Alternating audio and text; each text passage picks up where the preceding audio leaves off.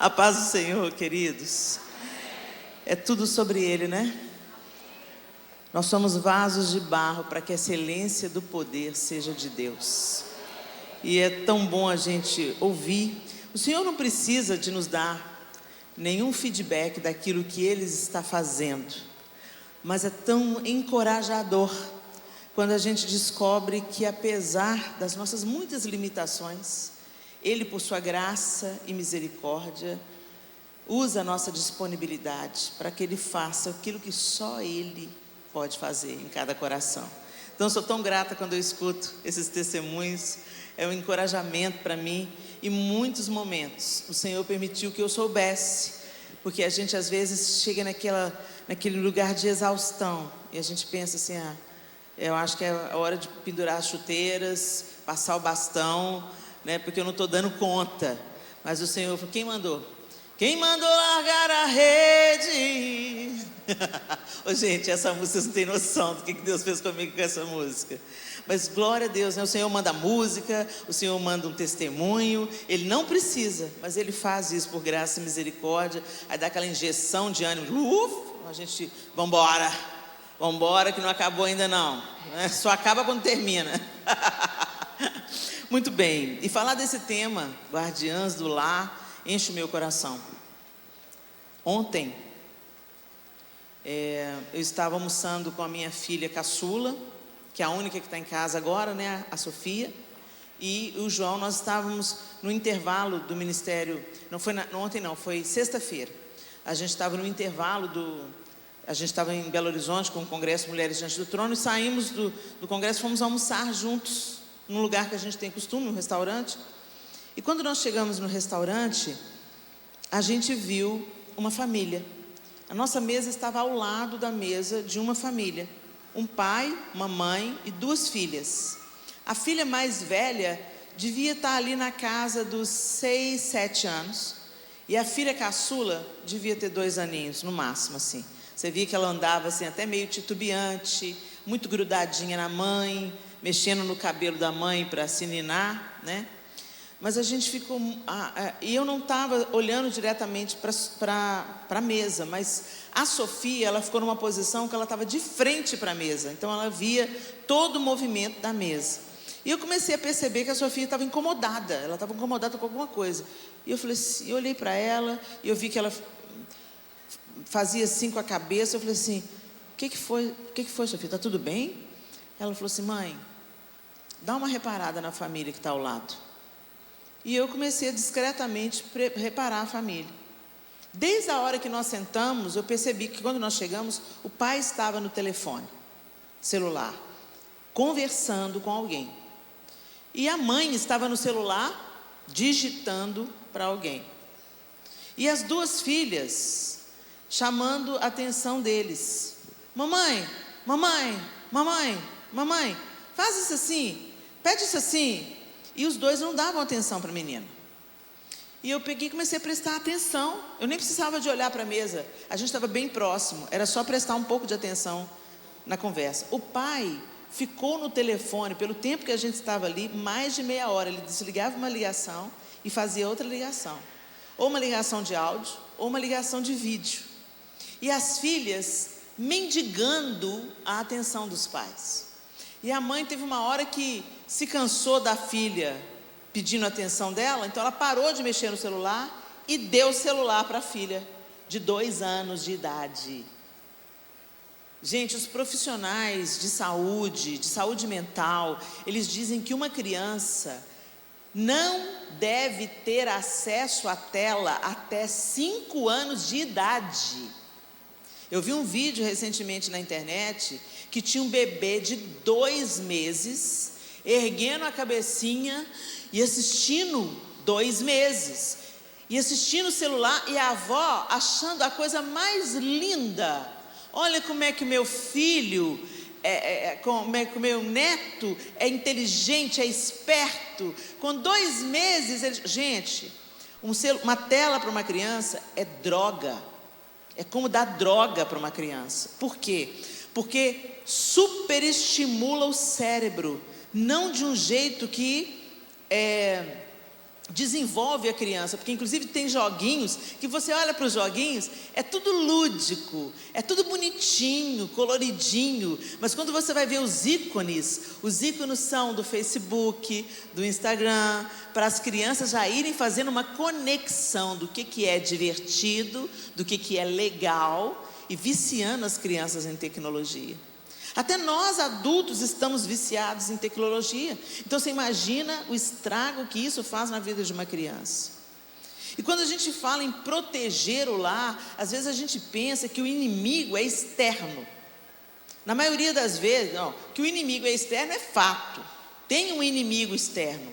Tem um inimigo na mídia, na grande mídia. Tem um inimigo nas escolas. Tem um inimigo nos programas de televisão, nos desenhos animados. Gente, acabou de ser lançado, você que é pai e mãe, atenção, acabou de ser lançado na Netflix uma série em forma de desenho animado, onde Jesus desce da cruz, a figura de Jesus está no desenho, na cruz, ele desce da cruz, pega uma metralhadora, mata todos os seus inimigos, e depois vai ter um encontro amoroso com seus discípulos. Gente, o diabo não está brincando de ser diabo, nem tampouco está se dando ao luxo de se disfarçar. Ele não se disfarça mais.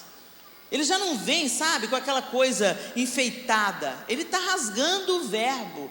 E a essa televisão e a essas telas é que nós estamos entregando os nossos filhos como uma chupeta eletrônica, para eles pararem de encher a paciência. Eu quero dizer para você, ser pai e ser mãe demanda esforço, trabalho, atenção, dedicação, entrega.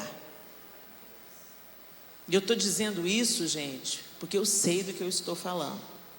Muitos de nós pais cristãos, quando os nossos filhos nascem num ambiente onde o cristianismo é praticado, a gente tem uma tendência a acreditar que simplesmente pelos nossos filhos estarem vindo para a igreja desde bebezinhos, eles foram consagrados no altar, a gente ora por eles, a gente lê a Bíblia para eles, dá a Bíblia de historinha para eles, eles frequentam a escola dominical desde pequenininho. Aí você pensa assim, não tem como dar errado. Eles participam do ministério com a gente, eles viajam junto com a gente, os amigos que frequentam a nossa casa são todos cristãos, está tudo bem, eles estão numa bolha protegida. Gente, lê do engano. Isso tudo é muito importante e fundamental. Nós precisamos de expor os nossos filhos a esse ambiente onde a Bíblia é estudada, Jesus é amado, é adorado. Nós precisamos de trazer os nossos filhos para a igreja, nós precisamos de inserir os nossos filhos. Não deixa para trás não, leva junto. Quantas viagens os meninos iam juntos, às vezes recém-nascido. Eu cantava no El Chamar na época, que era uma banda que antecedeu ao grupo Diante do Trono. A gente levava os meninos junto, em todas as oportunidades, porque eram muitas famílias. O regente da orquestra sempre falava, não, vamos levar os meninos, vamos inserir os meninos. Os filhos cresceram inseridos, participando do ministério. Depois, quando nós fomos para o Diante do Trono, crianças diante do trono, os meus filhos todos participando, o João lendo a Bíblia para eles todo dia, ministrando sobre eles todo dia antes de sair para a escola. Mas isso só não é suficiente. Nós precisamos de orar para que o Espírito Santo convença os nossos filhos da justiça, do pecado e do juízo, porque Deus não tem netos. Deus não tem neto. Eu nasci num berço evangélico, bom para o berço que já é evangélico. Mas eu quero te dizer uma coisa, se o seu filho ter nascido na igreja, não significa que a vitória está ganha. Significa que ele está num ambiente favorável, mas ele precisa nascer de novo. Ele precisa ter uma experiência pessoal com o Salvador. A gente prepara, pavimenta o caminho, mas a gente tem que gerar espiritualmente. E me faltou isso. Eu acreditei que só por eles estarem expostos, às vezes a gente estava orando, eles choravam, eles se quebrantavam. Não é suficiente. É só parte do trabalho. nós precisamos de gerar os nossos filhos com os joelhos. Eu quero trazer para vocês aqui uma guardiã. Eu queria que você abrisse a sua Bíblia em Êxodo capítulo 2. Guardiã, como já foi dito aqui, é uma pessoa que guarda ou cuida de algo ou de alguém.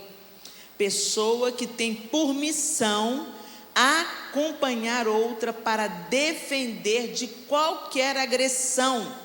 Guarda-costas. E quando eu olhei para aquela família, eu vi que aquelas crianças estavam sem guarda-costas, sem cobertura, sem proteção, porque os pais estavam muito provavelmente exaustos. Às vezes exaustos porque trabalham, tem uma jornada de trabalho intensa. Muitos que não precisam de uma jornada de trabalho intensa, mas entra na roda do hamster, que precisa de competir com um amigo, que tem o carro que troca todo ano, que põe o filho numa escola melhor, que veste o tênis de marca, que vai para férias na Disney. Tem muita gente que trabalha para comer, mas tem muita gente que trabalha para aparecer. Tem muita gente que trabalha, que se entrega ao trabalho por amor ao dinheiro, por cobiça, por ganância. E esses não ficarão impunes. E mesmo pessoas que trabalham muito pela pura necessidade, há uma necessidade de organização, de ministração para esses filhos, e de cobri-los com a nossa oração, e de discipulá-los, e de amá-los. Nossos filhos precisam se sentir amados. Mas eu não quero falar apenas para mães e pais aqui. Eu quero falar também para pessoas que vivem dentro de um contexto de família, que vivem em um lar. Você mora com alguém? Quem é que mora sozinho? 1, 2, 3, 4, 5, 6. No auditório como esse, 6 pessoas moram, 7, 8, 9, 10. 10 pessoas no auditório como esse, 11, 12, lá atrás. 12 pessoas no auditório como esse moram sozinhas. Aí você pensa assim, beleza, não precisa guardar nada. Precisa guardar você. Porque quando você está sozinho, você pensa assim, graças a Deus. Não, você está mais vulnerável. Porque a Bíblia diz que é melhor serem 2 do que 1. Porque se um cair, o outro levanta. E eu não estou falando só de casamento não, gente. Não quero trazer para solteiros aqui o peso, né? O peso gospel. Você já casou? Não casou não? Vai ficar pra titia. Ô, gente, para com esse papo. Para com esse papo. Deus não tem um casamento para todo mundo não. O casamento é projeto de Deus. Mas o próprio apóstolo Paulo disse, se você não vive abrasado, que não se case, para cuidar das coisas do Senhor, para se apaixonar pelo Senhor, para servir ao Senhor com mais liberalidade. E tem gente que quer isso. Ele vive bem, sabe? Tem gente que tem problema, está lidando com lutas na sexualidade. A gente pensa, vai casar, vai resolver. Não faça isso. Não faça isso. Primeiro a gente resolve o problema, depois a gente entra num casamento. Você não usa uma pessoa para tentar resolver o seu problema. Você resolve o seu problema diante de Deus, e se Ele tem isso para você, Ele vai te dar essa atração por alguém do sexo oposto, e Ele vai promover o encontro. Mas nem todo mundo vence essa luta, nem todo mundo passa por isso. E aí vai se apaixonar e vai se envolver com o Senhor, porque se você não envolver com o Senhor, você vai beijar a boca do capeta. Não tem meio termo, gente. Ou a gente se envolve com Deus, ou o diabo não está desperdiçando mão de obra, não. Ele recruta mesmo. Então vocês que vivem sozinhos, muitas vezes vieram para trabalhar, para uma circunstância de trabalho, às vezes tem um relacionamento difícil com a família de origem, né? E aí é mais fácil a gente ter aquelas só as visitas de final de semana, do que viver debaixo do mesmo teto que viver em pé de guerra, né? Porque onde tem briga também, gente, tem sempre um lado orgulhoso, né? Então, se você que vive sozinho por circunstâncias alheias à sua vontade, você precisa de se conectar com pessoas, não se isolar, mesmo morando sozinho, e cuidar de ser a guardiã do seu lar, porque você está lá. Cuidar de você. Cuidar do relacionamento com Deus. Vamos lá. Êxodo, capítulo 2, diz assim: por essa época, que época? No capítulo anterior, tá aquele episódio de que o faraó, temendo o crescimento do povo do Egito, mandou lançar ao Nilo todo bebê do sexo masculino. Ele temia, as meninas podiam viver, mas os homens não, porque ele temia que numericamente esses homens superassem o exército dele e se voltassem contra o próprio povo egípcio, não é? Então ele mandou matar os meninos. Por essa época, quando estava acontecendo isso, um homem e uma mulher da tribo de Levi se casaram. A mulher engravidou e deu à luz um menino. Eu estou usando a linguagem NVT, tá, gente? Então, às vezes está um pouco diferente da sua, é a nova versão transformadora. A mulher engravidou e deu à luz um menino. Viu que era um lindo bebê e o escondeu por 3 meses.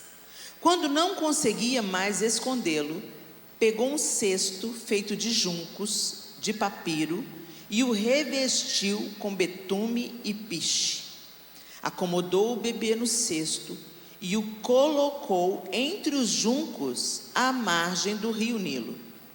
A irmã do bebê ficou observando a certa distância para ver o que lhe aconteceria. Pouco depois, a filha do faraó desceu ao Nilo para tomar banho e suas servas foram caminhar pela margem do rio. Quando a princesa viu o cesto entre os juncos, mandou sua serva buscá-lo. Ao abrir o cesto, a princesa viu o bebê. O menino chorava e ela sentiu pena dele. Deve ser um dos meninos hebreus, disse ela. Então, a irmã do menino se aproximou e perguntou à princesa: a senhora quer que eu chame uma mulher hebreia para amamentar o bebê? Quero, respondeu a princesa. A moça foi e chamou a mãe do bebê. A princesa disse à mãe do bebê: leve este menino e amamente-o para mim. Eu pagarei por sua ajuda. A mulher levou o bebê para casa e o amamentou. Quando o menino cresceu, ela o levou de volta à filha de Faraó, que o adotou como seu próprio filho.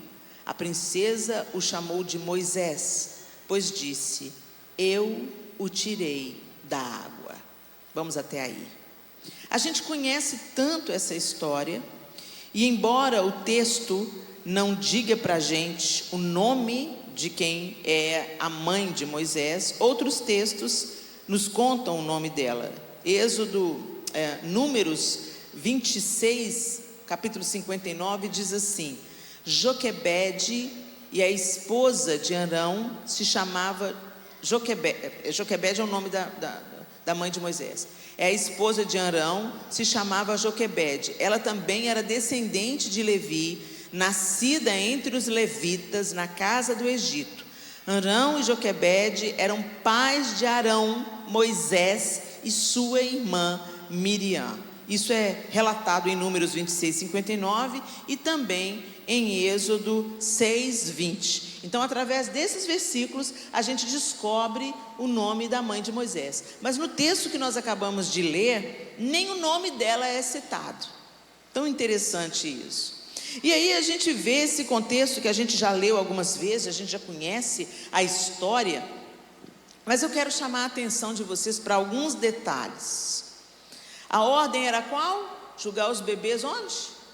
No Nilo. Lançar no Nilo, para eles morrerem. Ela esconde o bebê durante 3 meses. Naquele tempo, né, gente, os bebês de 3 meses ficavam silenciosos. Hoje os meninos já nascem berrando, de olho aberto, né?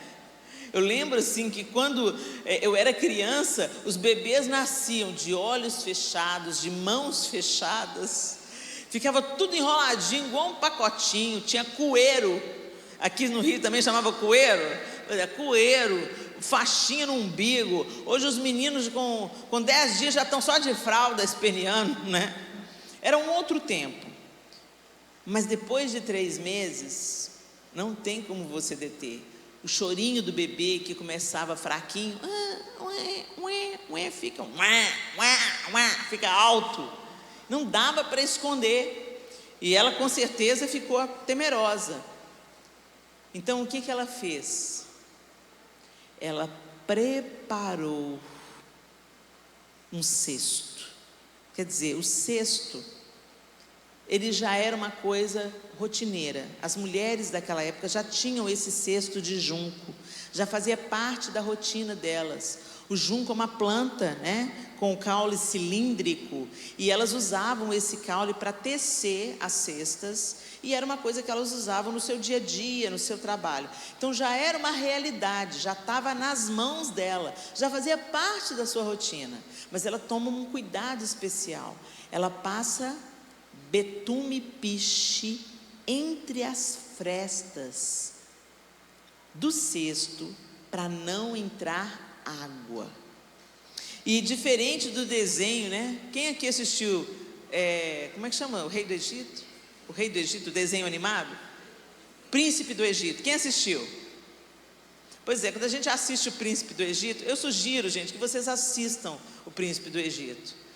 O Príncipe do Egito é uma obra-prima. É um desenho animado, mas ele é uma obra-prima, e você é tão edificado através do Príncipe do Egito. Mas é claro que quando tem a licença poética, né, a dramaticidade do cinema, mesmo em forma de animação, então Moisés é colocado nas águas, e aí mostra aquelas águas, sabe, revoltas do Nilo, crocodilos tentando pegar o cesto, e como se fosse a mão de Deus levando Moisés até a filha de Faraó. Mas o texto bíblico não está dizendo isso. O texto bíblico diz que ela veio e colocou no Egito, no Nilo. O que o rei estava mandando? Julgar no Nilo. E o que ela fez? Colocou no Nilo. Só que antes ela protegeu. Passando o piche e o betume, ela deixou aquele cesto impermeável. A água não entrava.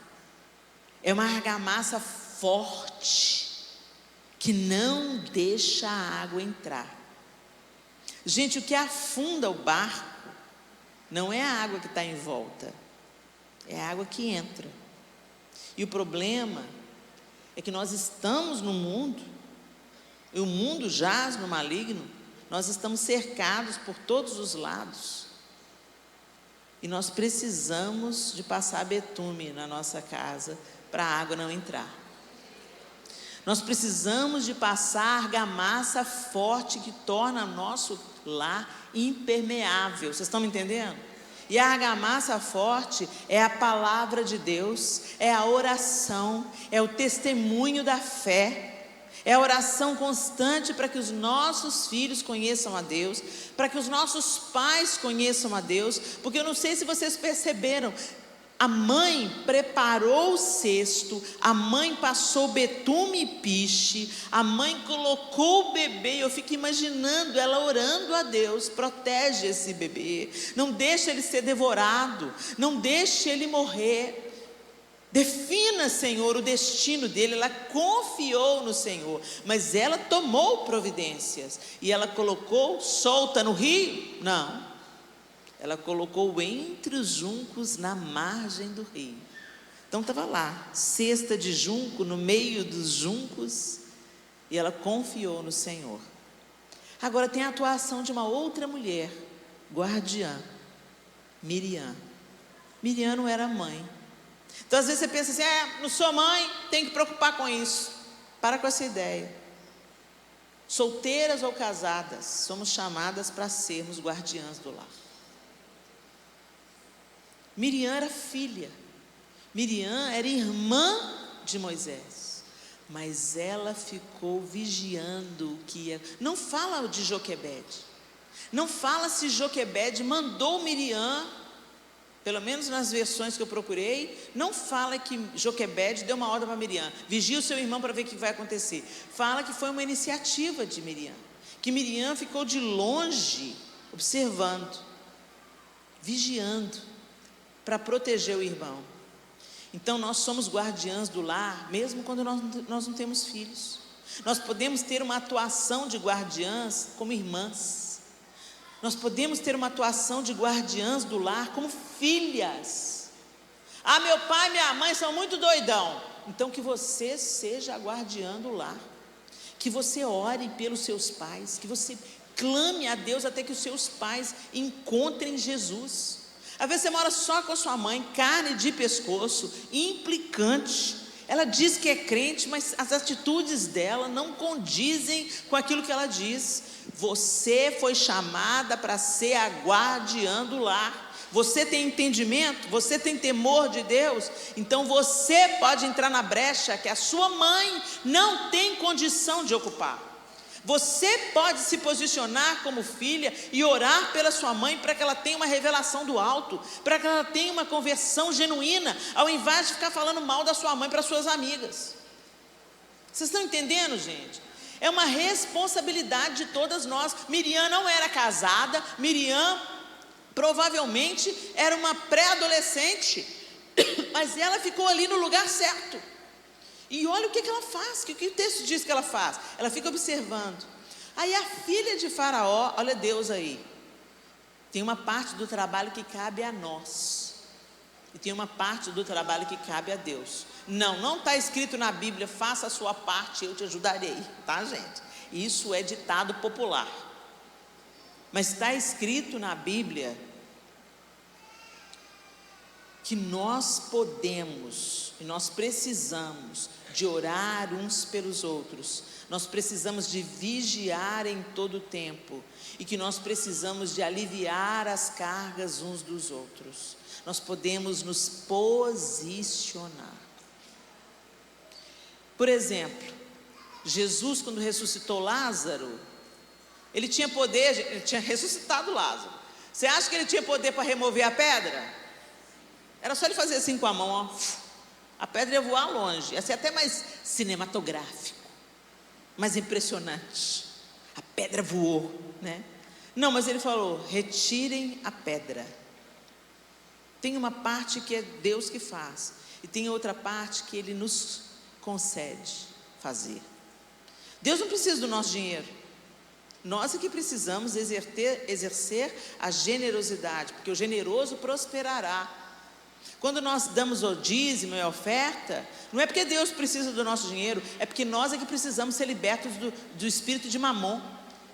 Nós é que precisamos colocar no lugar devido a ganância, a cobiça, o egoísmo, e entender que nós somos chamados para transbordar, não só com o nosso dinheiro, mas com os nossos dons, com os nossos talentos, com o nosso tempo. A gente nasceu para conceder para o outro, e o individualismo ele está na contramão do cristianismo. O cristão não é individualista, o cristão é generoso, o cristão compartilha. Assim como Deus amou o mundo de tal maneira e deu o seu Filho unigênito, assim como Jesus deu a própria vida, nós, como filhos de Deus, herdamos o DNA, nós então somos chamados também para dar, conceder tempo, conceder perdão, conceder o café com óleos nos olhos para que a pessoa seja consolada, emprestar os nossos ouvidos para que as pessoas se sintam acolhidas, emprestar o nosso tempo, compartilhar as nossas roupas, abrir a nossa casa, compartilhar o nosso carro, dando carona para aquela pessoa que mora longe. Nós não somos chamados para ser egoístas, o egoísmo adoece. Mas a generosidade faz a gente prosperar e avançar em todas as áreas. Miriam não ficou só olhando. Quando ela vê o movimento da filha de Faraó, ela vai lá se meter. Eu fico imaginando Miriam, gente. Menina metidinha, né? Ousadinha ela. Nem temeu. Ela era hebreia, foi falar com a filha do Faraó. Por isso que é bom ser criança e pré-adolescente, né? Não tem os temores que um adulto tem. Ela foi toda serelepe, viu a cara da filha de Faraó. Está chorando, deve ser dos hebreus. Miriam já se apresentou. A senhora quer que eu arrume uma ama de leite para ele? Olha a esperteza dessa menina. A filha de Faraó, quero. E foi lá e buscou a mãe do menino. Buscou a própria mãe dela. Eu vou dar um consolo para minha mãe. E normalmente, gente, naquela época, os bebês amamentava até em pé, entendeu? Já andava, já corria, estava amamentando ainda. Ficava uns 2 anos ao seio da mãe. Normalmente era isso. Então, olha que tempo que Joquebede ainda ganhou, né? Com Moisés, pôde amamentar Moisés, e depois ele foi para a casa de Faraó. Deus tem senso de humor, eu tenho certeza. Faraó traça um plano contra o povo hebreu. Aí Deus vai lá e usa 2 mulheres como guardiãs do propósito. Elas estavam sendo guardiãs mais do que o lar delas, mais do que os afetos e laços familiares. Elas estavam sendo guardiãs, elas não sabiam, mas elas estavam guardando o projeto de libertação de Deus. Você não sabe quem seu filho vai ser, minha querida. Você não sabe o propósito que Deus tem para o seu filho. Você não sabe se ele vai ser um avivalista. Então não empresta a sua boca para o diabo para atrasar a vida do menino. Profetiza sobre ele ao invés de ficar falando: não dá nada não, ô menino que me dá trabalho, ô menino encapetado, ô menino danado. Palavras de maldição. Guardiãs não dizem isso. Guardiãs semeiam bênção, profetizam vida. Eu lembro que um dos meus filhos, o terceiro, Arthur, menino cheio de energia. E aí, um dia o Senhor me mostrou essa realidade. Sua boca é uma boca profética. Então presta atenção nas palavras que saem dela, porque as palavras, elas têm o poder da vida e da morte. Aí eu mudei o meu discurso ai Arthur, você me dá trabalho demais, Arthur, não estou te aguentando não, Arthur de novo, Arthur. E mudei o discurso, comecei a pôr a mão na cabeça dele e falei: Arthur, você vai dar um trabalho para o inferno. Quando você levantar da cama, o inferno vai tremer, vai falar assim: não acredito que aquele menino levantou de novo. E ele olhava para mim assim, meio desconfiado, falava assim: amém. E o Arthur hoje é uma bênção nas mãos do Senhor. Uma bênção. Como eu aprendo com o Arthur, quando ele começa a gente conversar ao redor da mesa. Hoje ele já está casado, vai nos visitar, e ele começa a levantar as histórias da Bíblia. Eu falei: meu Deus, ele dá uma surra de Bíblia em mim. É incrível como Deus ungiu o Arthur. Ele teve uma experiência de novo nascimento, e em pouco tempo ele teve um crescimento do conhecimento de Deus incrível. Aí a gente vê: meu Deus, toda aquela argumentação que me talhava o sangue é para a glória de Deus, agora está sendo usada para pregar o Evangelho. Olha que coisa poderosa. Então às vezes você vê uma coisa no seu filho que te irrita, às vezes é isso mesmo que vai determinar o chamado dele. É isso aí que Deus colocou nele. Ele só precisa de ser dominado pelo Espírito Santo. Quando ele for dominado pelo Espírito Santo, tudo aí, isso aí que ele vai reverter para a bênção. Essa energia que ele tem, esse vigor que ele tem, que te dá uma canseira, é tudo para a glória de Deus. Ele vai ser incansável para profetizar e anunciar a palavra. Enxergue os seus filhos com os olhos do céu. Mas a gente anda tão preguiçoso, tão individualista.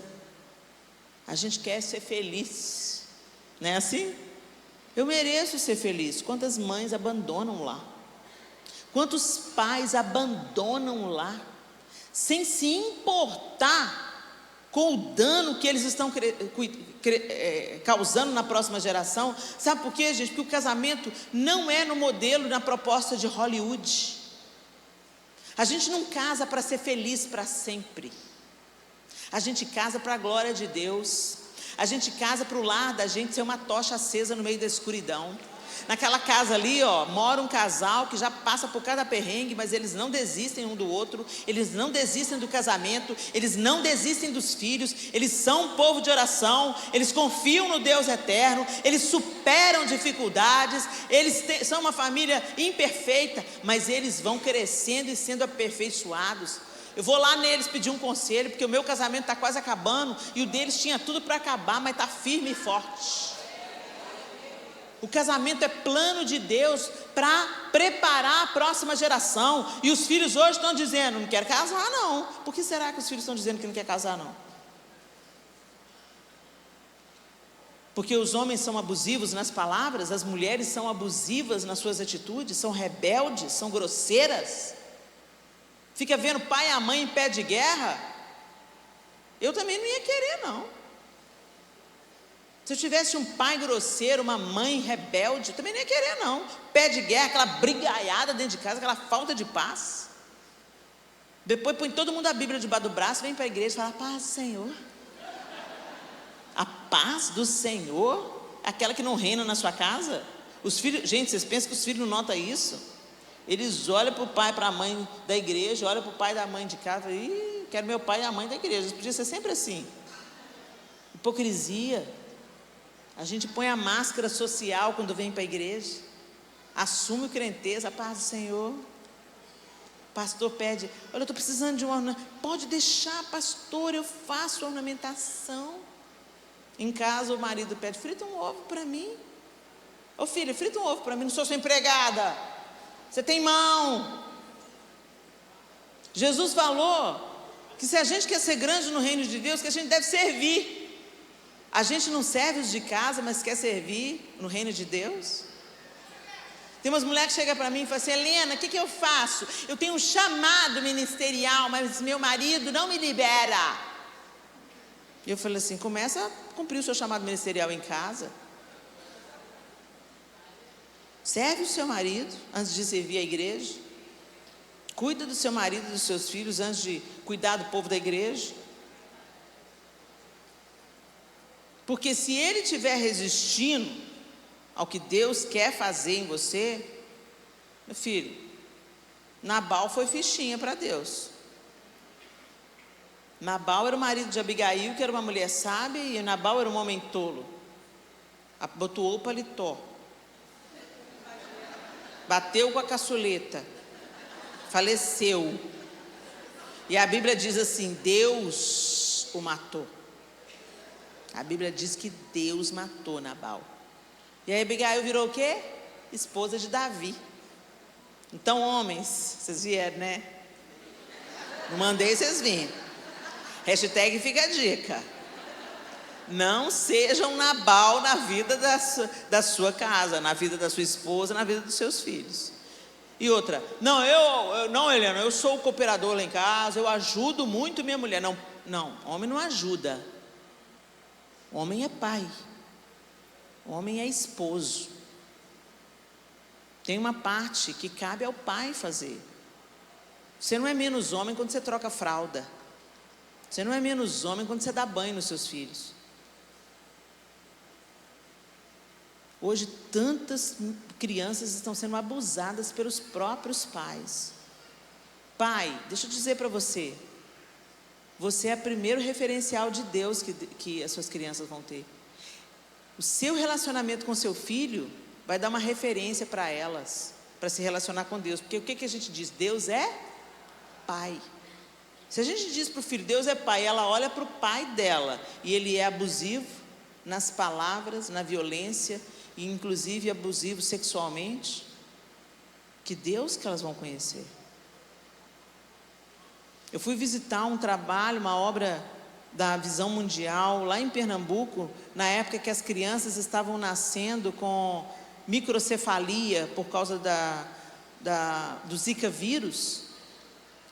E eu fui conversar com aquelas mães tão sofridas, que sonharam com um filho, que prepararam a gestação, e o filho nasceu com microcefalia. Todas elas abandonadas pelo marido. Jesus mandou vocês amarem sua esposa como Cristo ama a igreja. Jesus não abandona. Jesus não trai, Jesus não é infiel, Jesus não é mentiroso, Jesus não só nega nenhum bem à sua noiva. Esse é o padrão, homens. E não se engane, quando vocês são homens, homens mesmo, no sentido mais amplo da palavra, homem, porque homem não é só ser do sexo masculino. Homem fala de integridade, de hombridade, de coragem. Hoje eu entrei lá no quarto e o João foi imediatamente para o banheiro, foi tomar um banho. E quando eu fui fechar a cortina da janela, tinha uma esperança, um louva-a-Deus verde. E o bicho era grande. Quase pus a mão nele, mulher é o quê? Meu Deus, como é que eu vou dormir com esse bicho aqui dentro? Aí a menina veio me entregar um ferro de passar roupa. O João ia demorar no banheiro. Eu falei assim, não quero ficar com esse bicho aqui dentro. Você vai começar a pular aqui dentro desse quarto, meu Deus. O bicho pula alto. Eu peguei, a menina veio entregar o ferro. Eu falei assim, querida, você por acaso caça a esperança? Ela ficou olhando para mim tipo assim, o bicho, o inseto. Ela falou assim, por quê? Tá aí? Eu falei assim, tem uma aqui dentro na cortina. Aí ela falou assim, eu não, vou chamar um homem. As doidas da feminista falam que não precisa do homem para nada. Aí elas dirigem nos carros que eles montam, elas dirigem no asfalto que eles fazem, elas moram nas casas que eles constroem, loucas. O esgoto delas, quando dá problema, é um homem que se mete lá para resolver o problema do esgoto. Quem recolhe o lixo na casa dela é homem. Graças a Deus pelos homens. Aleluia pelos homens. Constrói os prédios? Homem. Como que é bom? Testosterona. Aleluia. Homem que não disputa os cremes com a mulher. Homem.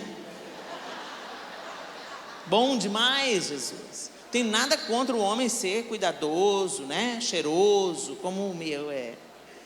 Mas ele é homem. Teve um dia desses que eu gritei com uma lagartixa. Eu tenho pavor de lagartixa. Estava na minha casa estendendo a roupa e alguma coisa caiu na minha cabeça. Eu pensei que era lagartixa. Quando eu pensei, dei um grito agudo, alto. Quando eu penso que não, João descendo a escada para a nossa área de serviço, com a vassoura e com o chinelo na mão. Cadê? Eu falei assim, meu cavaleiro da armadura reluzente. É lindo quando os homens ocupam o lugar de homem, não só para matar bicho, entrar em esgoto, construir prédio, mas quando o homem é aquele que tem uma palavra firme, sem ser abusivo, é aquele que promove proteção, é aquele que provê. Hoje os homens não querem pagar a conta, não. Vamos dividir a conta? E o que nós fizemos? Como é que eles ficaram assim? A gente não precisa de homem para nada. Fale por você, querida. Não me envolva nesse movimento. Sou muito feliz de prestar contas ao meu marido, de agradar o meu marido, porque o movimento é duplo, é uma via de mão dupla. Ele cuida de mim, ele me protege, ele me promove, ele me abençoa, ele impõe as mãos sobre mim para eu pregar, ele me empodera, ele me dá asas, que ele não precisa de temer. Alguém perguntou para ele assim, você não se importa da sua mulher se destacar mais do que você? Não entenderam nada, eu só me destaco por causa dele, eu só me destaco porque ele me autoriza.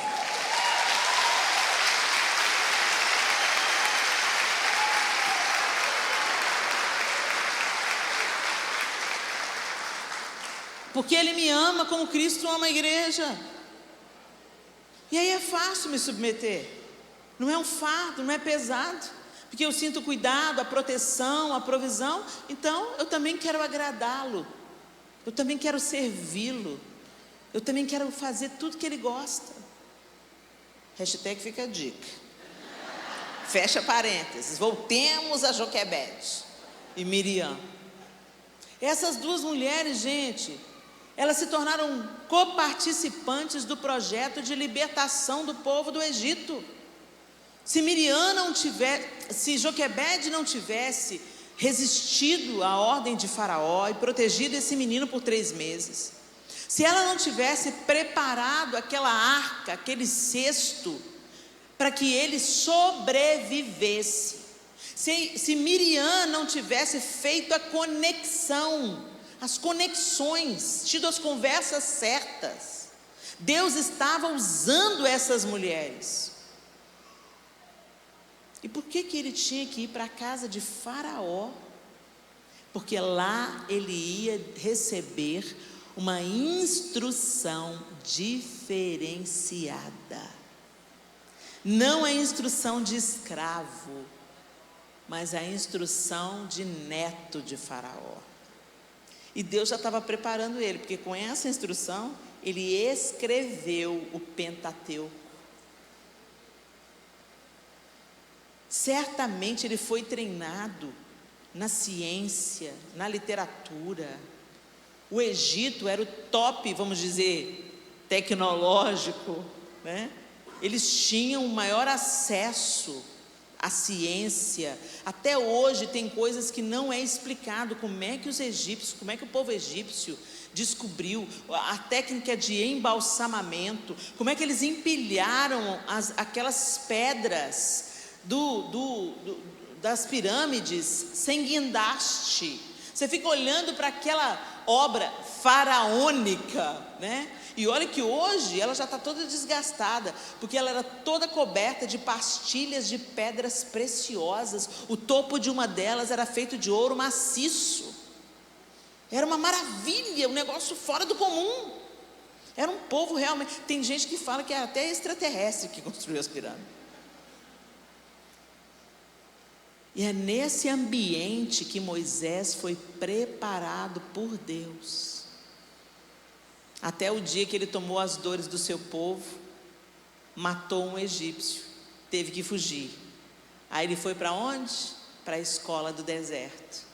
Primeiro a escola na casa de Faraó, 40 anos. Depois a perspectiva de Faraó, a perspectiva do Egito, a perspectiva dos deuses egípcios. Depois 40 anos de deserto. Às vezes você está vivendo o deserto, que deserto, que deserto, que deserto.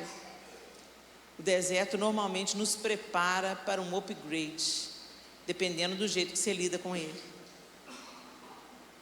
E foi por causa desse deserto de 40 anos como pastor, no deserto, que Deus se apresenta a ele pessoalmente, numa sarça flamejante, e diz para ele: eu sou, vá.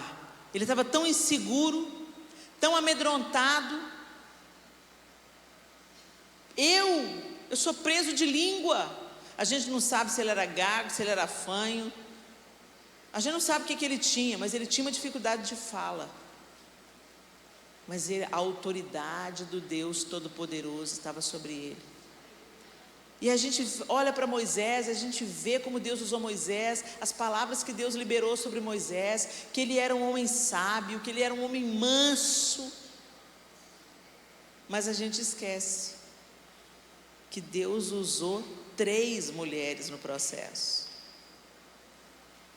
Joquebede, a mãe, Miriam, a irmã, e a filha de Faraó, a mulher que se compadeceu.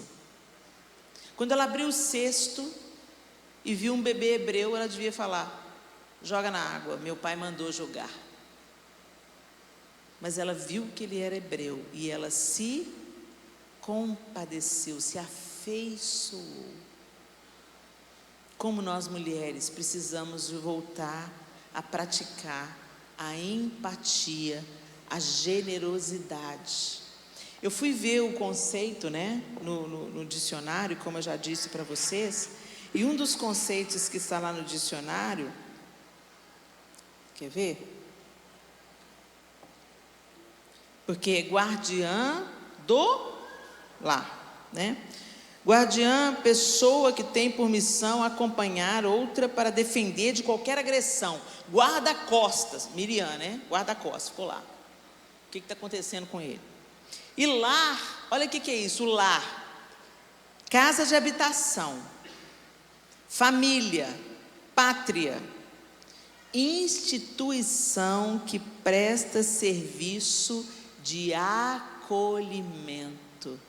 Então por isso que você escuta o lar das vovós, o lar das crianças, né? E o que caracteriza esses lares, ou deveria caracterizar? O acolhimento. A guardiã do lar é acolhedora. E foi isso que a filha de Faraó fez. Ela acolheu. E depois que ele desmamou, ele foi para a casa dela e ela criou como se fosse seu próprio filho. Como nós estamos vivendo, meus irmãos e irmãs? Como eu disse, a gente acredita que o inferno, ele investe nos nossos filhos quando eles vão para a escola. Aí as mães estão falando, vamos ter homeschooling, vamos criar os meninos em casa, porque na escola não está dando não. Essas ideologias falsas estão tomando os nossos filhos. Gente, uma hora ou outra os nossos filhos vão ter que sair da bolha. Uma hora ou outra.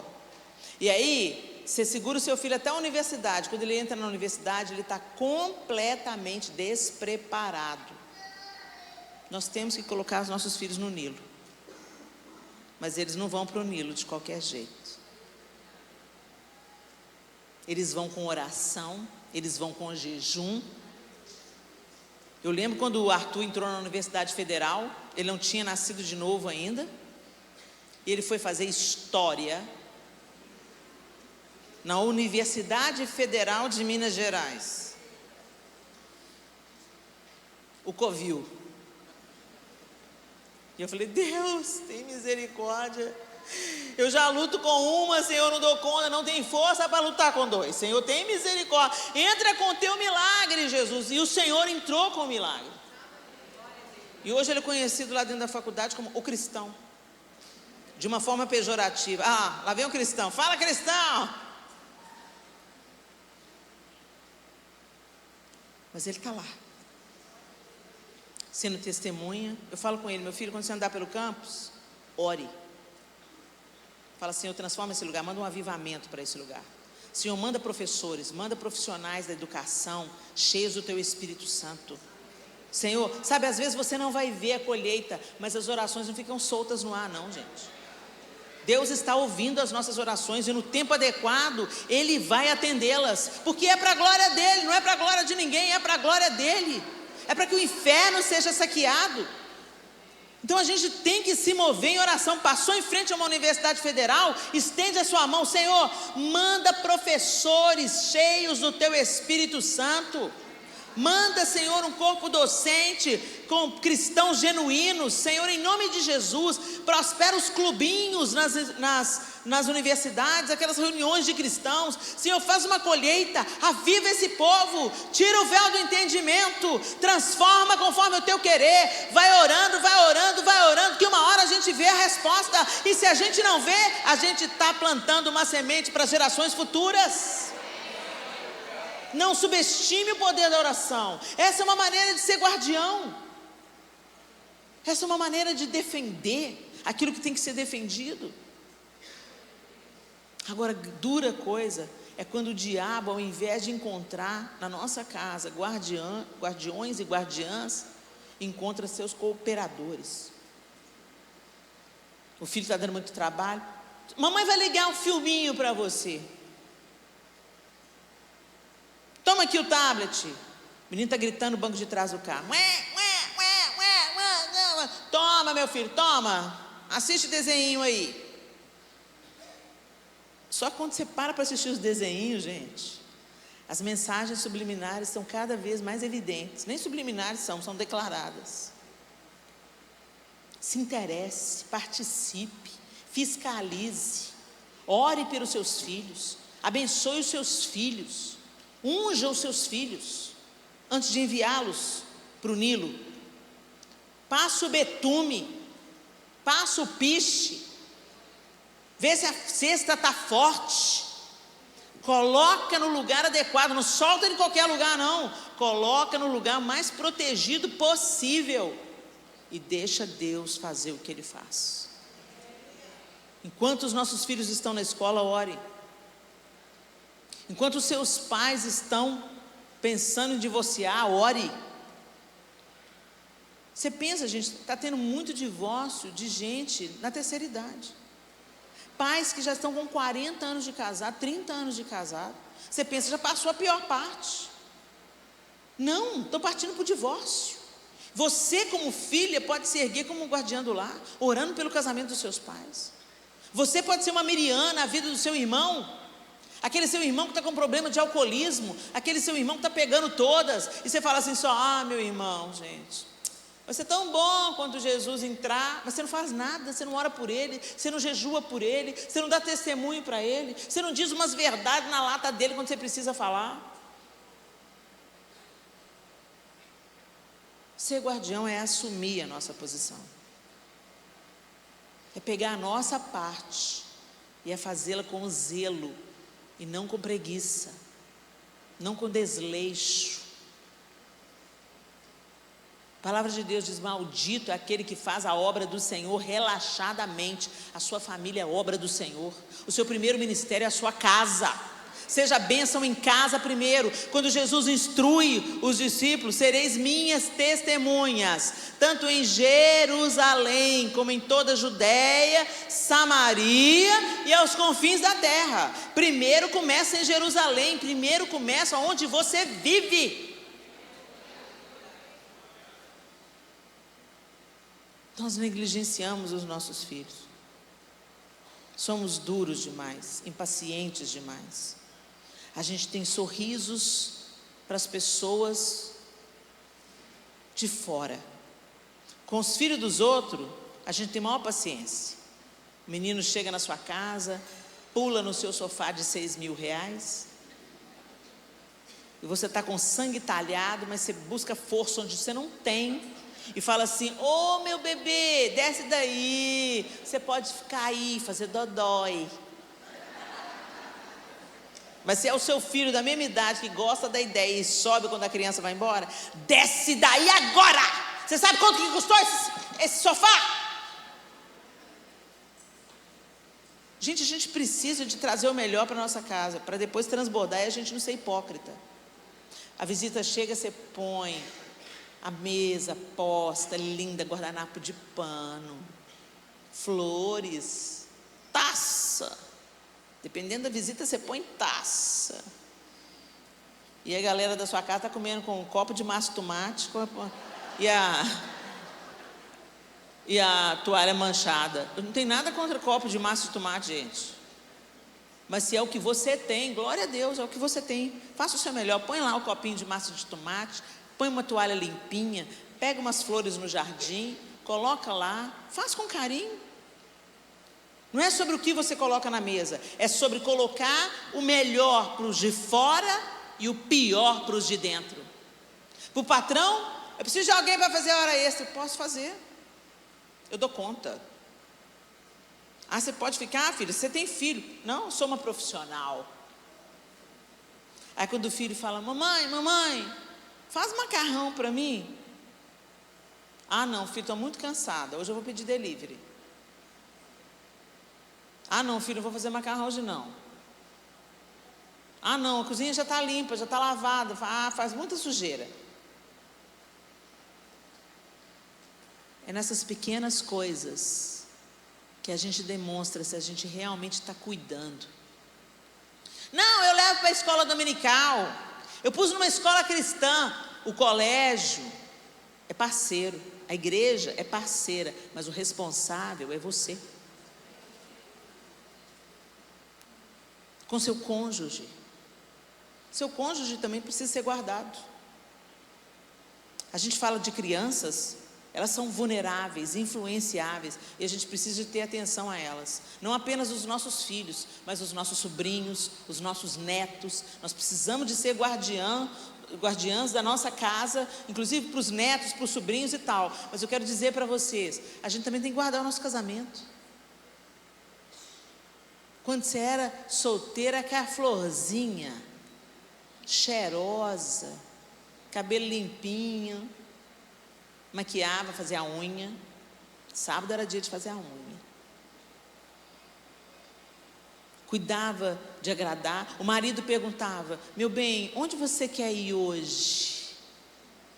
Um gentleman, cheiroso, com a barba cuidadinha, abrir a porta para você, altruísta.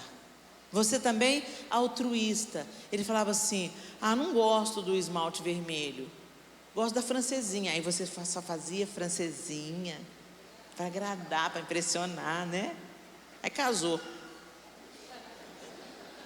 O marido chega em casa, olha e fala assim: meu Deus, que ET é esse que abduziu minha mulher? Ela olha para ele e fala assim: meu pai. Ele vai andando e soltando os flatos. Plá, plá, plá, plá. Meu pai do céu, cadê aquele cara romântico, gentil? Agora ele faz debaixo da coberta e ainda te prende lá de baixo. Gente, intimidade. Fala assim: intimidade. Não parece uma coisa gostosa? Eu tenho intimidade. É gostoso, aconchegante, prazeroso para ambas as partes. Intimidade não é releixo. Intimidade não é falta de educação. Você não faz isso na frente do seu patrão, por que você faz na frente da sua mulher? Você não faz isso na frente do seu patrão, por que você faz isso na frente do seu marido? Para o seu patrão ser tão gentil, tão prestativo, tão competente, tão profissional. Chega em casa, é a mocreia. Fica reclamando. Vem pro pé aí que hoje a fulana fez faxina. Seja guardiã do seu casamento. Semeie o que você quer colher. É claro, gente, tem dias difíceis, mas por favor, jogue as camisetas do candidato fora. Por favor, jogue a lingerie furada fora. Para que você não dê oportunidade do seu marido ser enganado, ser tentado.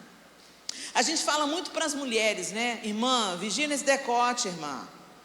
Vai seduzir o marido da outra, vai chamar a atenção do marido da outra, porque o homem é muito visual. Mas eu quero falar para vocês, homens, bonita é a sua mulher. Para de elogiar as irmãs da igreja. Nossa, cortou o cabelo, tá linda. Cala a boca, meu irmão. Fala que a sua mulher tá linda. Isso, mas a minha mulher não tá bonita não, Helena. Então a culpa é sua. Investe nela. Dá um banho de loja nela. Investe nela. Quando o pai dela investia nela, ela estava toda cheirosa, né? Prontinha e tal. A Dev Tyrus, ela tinha uma teoria. A Dev Tyrus, que já está com o Senhor, ela falava: eu tenho uma teoria, que quando uma mulher está entristecida, abatida, feia, relaxada, tem alguma coisa errada com o marido dela. Gente, eu vivi para testar essa teoria e ver que 99,9% dos casos é a pura verdade. Quando o cara é amoroso, quando o cara investe, encoraja. O João muitas vezes eu estive acima do peso. Ele nunca chegou para mim e falou assim: você está gorda, tem que emagrecer. Nunca. Ele falava: vamos caminhar?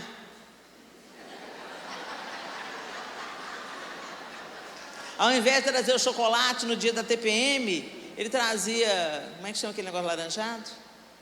Desidratado, que eu gosto. Damasco. Colabora. Aí perdeu 2 quilos. Nossa, meu bem, você perdeu 2 quilos, você está mais linda. Quando ela vestiu uma roupa que ela está uma mocreia, você não fala: você está mocreia. Não, você vira para ela e fala assim: meu bem, essa roupa não está à altura da sua beleza.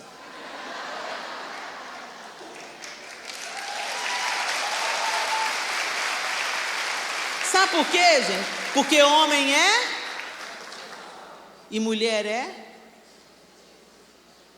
se ela escuta a coisa certa, ela se sente encorajada. E se ela sente que tem um homem do lado dela, não um banana, mas um homem que assume a sua posição de homem. O João é muito doce, muito tranquilo. E quando a gente casou, o povo da minha família falou assim: mas esse aí a Heleninha vai mandar nele.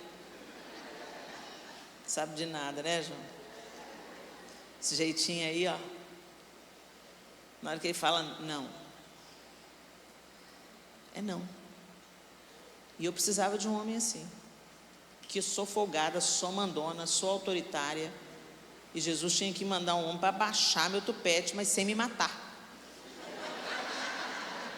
Aí ele mandou o João. Aí teve uma vez que a pastora Zenete me chamou, falou assim: Helena, preciso de você fazer um seminário de intercessão no Japão. Aí eu virei para o João: João, a pastora Zenete me chamou para o Japão. Ele falou assim: você não vai. Não, porque você já foi com diante do trono, eu fiquei aqui 10 dias sozinho, nunca mais quero sentir isso, você não vai não. Avisa a Zenete que você não vai. Tá bom. Liguei para a secretária da pastora Zenete e falei assim: Lide, o João falou que eu não vou não. É, Helena, é. Bom, vamos orar. Eu também vou orar.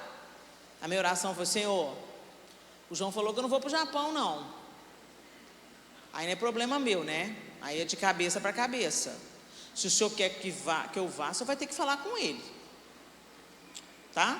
Eu quero ir, Senhor, eu gostaria de ir, mas é entre vocês dois aí, Deus abençoe.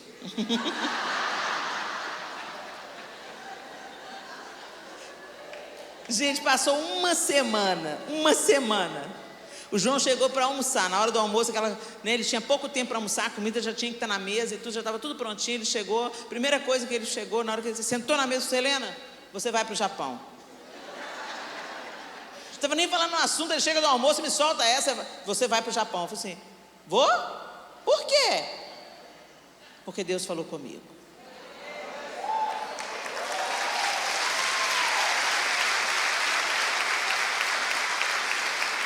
Então eu quero te dizer, Deus colocou uma autoridade sobre a sua vida, é seu marido. Autoridade, não um autoritário. Autoridade promove, protege e cuida para o bem. Autoritário abusa da posição de autoridade para ferir, mandar e diminuir o outro. Vamos discernir essas duas coisas, tá? Pai e mãe é autoridade. Você é solteira? Seu pai falou para não casar com aquela figura? Não casa. Vai dar ruim, porque autoridade, eles foram investidos de autoridade. Quando Deus investe alguém de autoridade e você vai contra em rebelião, Deus fica do seu lado, não. Mas mesmo quando a autoridade toma uma posição errada e você joga a causa para Deus, Ele te defende, porque você não se levantou em rebelião. Isso também é uma maneira de ser uma guardiã do seu lar. Deus não respalda rebelião, Deus não respalda abusos, nem verbais, nem emocionais, nem sexuais. Deus não é abusador. Então uma maneira de você guardar o seu lar é respeitando. Proteja dos inimigos externos, as falsas ideologias, mentiras que parecem verdades. Você combate uma mentira ensinando a verdade, trazendo à memória a verdade, vivendo a verdade no seu lar. Não é porque todo mundo põe lixo para dentro de casa através da televisão e da internet que você vai se somar a isso, porque todo mundo faz. A porta que leva para a perdição é larga, a que vai à vida é estreita. Então, se a gente quer ter um lar saudável, apesar de todos os desafios que a gente tem, se a gente quer ter um lar saudável, a gente tem que seguir a palavra de Deus e obedecer nas mínimas coisas. Obedecer nas grandes é fácil, porque se você desobedecer vai dar ruim. Se você entrar num adultério, aí vai gerar um escândalo, os filhos piram o cabeção, desestrutura a família inteira, fere a família do cônjuge, fere a família do traidor, todo mundo, se arrebenta um tanto de gente com uma traição. Aí você já toma mais cuidado, espero. Mas às vezes a gente não vigia as pequenas mentiras. os ambientes de pornografia na internet, os celulares às mesas. Tem gente que nem senta na mesa, cada um come no seu quarto. Você está dando oportunidade para o diabo. Se você quer guardar o seu lar, fortaleça os laços de afeto. Que o coração dos pais se convertam aos filhos e dos filhos aos pais. Se você mora sozinha, você não é sozinha. Eu conheço pouquíssimas pessoas que não têm ninguém na vida. Você tem um tio, você tem um irmão, você tem um parente. Mantenha o vínculo. Ore por essa pessoa. Não dá para morar junto? Visite de vez em quando. Tome um café. Se encorajem mutuamente. Porque Deus criou a família para glorificar o nome dEle, para preparar a próxima geração e para nos fortalecermos mutuamente. Que em nome de Jesus, meus irmãos, você se apodere do betume e do piche. Que você use o que você já tem nas mãos. A cesta, Joquebede já tinha. Às vezes a gente pensa que precisa de uma coisa extraordinária. Não, use a sua mesa. Use a sua casa, a sua varanda. Fala, vamos comer fora hoje. Põe a mesa do lado de fora no quintal. Tem dinheiro não? Põe a mesa do lado de fora. Arruma a mesa de um jeito diferente. Crie um ambiente para construir memórias, tanto nos seus filhos quanto nos seus cônjuges. Porque no dia da adversidade, as boas memórias vão fortalecer o laço. No dia mal que chegar, porque ele chega. O dia da impaciência chega, o dia da decepção chega, o dia do desemprego chega, o dia da pouca grana chega para todos nós. Mas se os afetos estão sendo nutridos, cuidados, se as boas memórias estão sendo intencionalmente construídas, é só uma tempestade, o barco está forte e Jesus está nele. E lembra, a água que afunda é a água que entra. Não deixa a água entrar no seu barco. Amém? Feche os seus olhos. Eu quero que assim, de olhos fechados, não como um rito religioso, mas de olhos fechados, para que você se concentre naquilo que eu estou te dizendo, para que você não se distraia com nenhum movimento ao redor.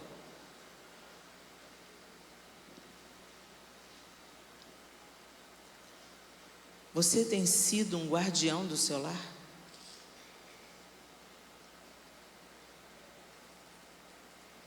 Você ora pelos seus filhos? Você ora pelos seus pais que moram com você? Você ora pelos seus irmãos de sangue?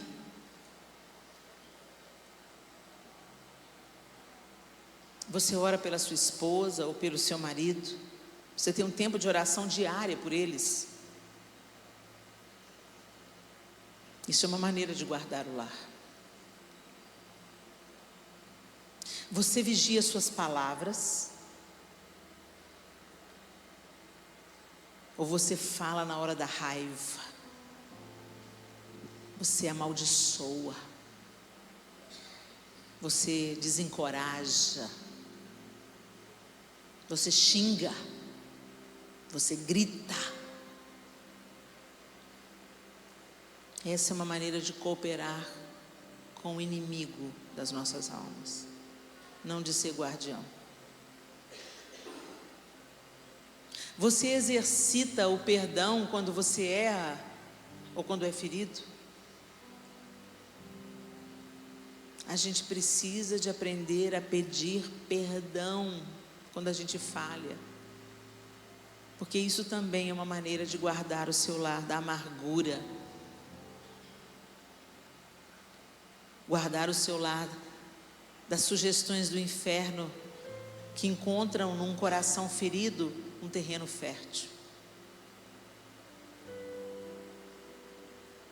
É muito comum, como nós, pais de adolescentes, ferimos os nossos filhos, mesmo sem querer. E a gente sabe que feriu, mas a gente não se retrata. você está abrindo a porta para o seu inimigo, para ele trabalhar na mente, nas emoções. Quando você é dura com seu marido,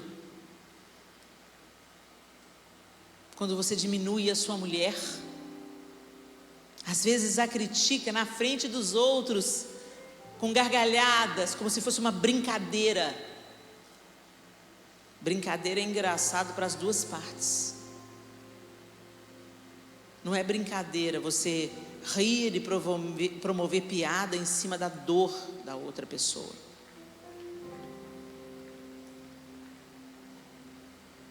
Você mantém um ambiente respeitoso, onde é aberto para o diálogo, a comunicação da sua casa é fomentada para que ela melhore. Você consegue ouvir críticas e tenta reparar as suas falhas, porque às vezes a gente é tão condescendente com as nossas falhas, mas tão duro com as falhas dos outros. Uma característica de um guardião é ser acolhedor, protetor. Ele zela pelo bom andamento, ele zela pela paz, ele guarda a paz no lar. Sabe aquele ditado, quando um não quer, dois não brigam? Pois é, nós temos que assumir o lado que aguenta firme e cala para encerrar uma discussão. Não é quem tem a última palavra que vence numa discussão. Quem vence numa discussão é quem sabe se calar voluntariamente para encerrar a discussão, até que os ânimos abaixem e o diálogo pode ser retomado. Conversas difíceis às vezes precisam ser tidas para preservar a paz no lar. Olha, fulano, quando você falou aquilo, você me feriu. Eu não quero mais que você faça isso. Eu não estou aqui te criticando, eu estou aqui te deixando saber o que aconteceu no meu coração quando você falou aquela palavra, quando você teve aquela atitude. Às vezes a pessoa que mora com a gente está ferindo a gente e ela nem sabe. A gente precisa aprender a se comunicar. Essa também é uma forma de nós defendermos a nossa casa, estabelecermos combinados. Olha, meu amor, na quinta você joga futebol, mas na quarta a gente tem o dia da família, onde a gente vai se divertir juntos. Façam combinados, tratem com gentileza, retomem o altruísmo do namoro. Filho não é empregado, ele precisa ter tarefas para que ele entenda que ele é parte da cooperação para a família. Mas quantos pais abusam dos filhos? Pega água para mim, pega a televisão para mim, busque isso para mim, sai do jogo agora, vai lá chamar fulano. Filhos não são escravos. Você pode pedir: meu filho, traga uma água para o papai, por favor. Pequenas coisas. Combata os inimigos internos, para então ter força para combater juntos os inimigos externos. Se a família estiver em ordem, se a família estiver em harmonia, se a família se protege, se cuida, declara o amor: papai te ama, mamãe te ama. Isso fortalece a família e juntos vocês se tornam invencíveis contra as investidas do inferno, porque onde reina a paz, a harmonia e o amor, aí o Senhor está. E com Deus nós somos maioria. Joquebede fez o que era parte dela fazer. Miriam cumpriu a sua vocação, se posicionou, fez a conexão. A filha de Faraó criou aquele menino. E todas elas estavam sendo cooperadoras do plano de Deus. Nós somos guardiãs do nosso lar, para sermos cooperadores do Eterno no plano que Ele tem para aqueles que virão depois de nós. Nossos filhos, os filhos dos nossos filhos.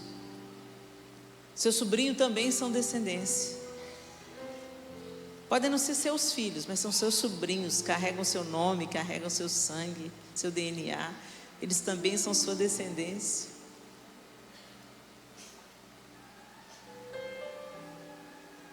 Alguém que você adotou é sua descendência, agora tem o seu nome. Não tem o laço do sangue, Helena, mas tem o laço do amor. Que nós trabalhemos. Faça essa análise aí. Não, mas se a minha mulher for, para de responsabilizar a sua mulher, o seu marido, o seu filho, sua filha, seu pai, sua mãe. Assuma a sua parte. Ocupe a sua posição. E no que depender de você, o seu lar será guardado. Pai, nós te louvamos nessa noite bendita, onde nós aprendemos tanto com Joquebede, com Miriam e com a filha de Faraó. Ah, Deus, o Senhor é tão lindo. O Senhor sempre convoca mulheres para o seu plano. O Senhor levantou Raabe para defender a sua casa. Todos os da casa de Raabe foram poupadas por causa do temor daquela mulher. O Senhor levantou Abigail para aplacar a fúria de Davi. Toda a casa de Abigail foi defendida por causa da postura dela.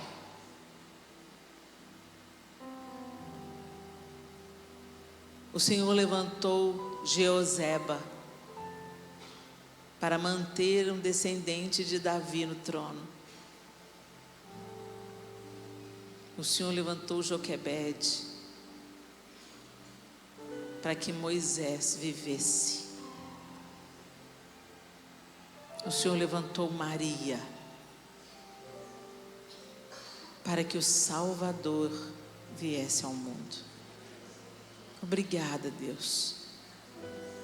Nós queremos ser contadas com essas mulheres, que elas se tornem o nosso referencial, e não as atrizes de Hollywood, as modelos das revistas ou os padrões deturpados e apodrecidos deste século.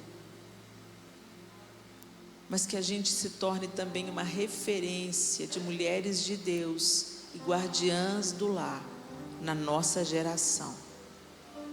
Ousadamente, rompendo com a preguiça, com a acomodação, com o individualismo e vivendo plenamente a sua vontade e o seu plano.